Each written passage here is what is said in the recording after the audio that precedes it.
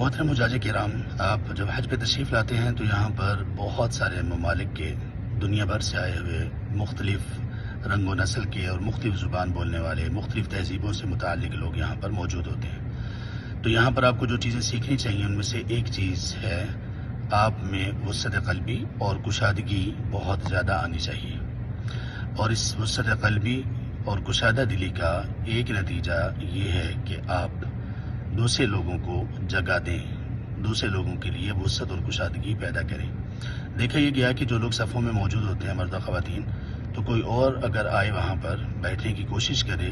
معمولی سی جگہ ہوتی ہے، لوگ بیٹھنے کی کوشش کرتے ہیں، جب ان کو جگہ نہیں مل رہی ہوتی تو بہت سارے لوگ بہت سخت ہو جاتے ہیں، غصہ کرتے ہیں،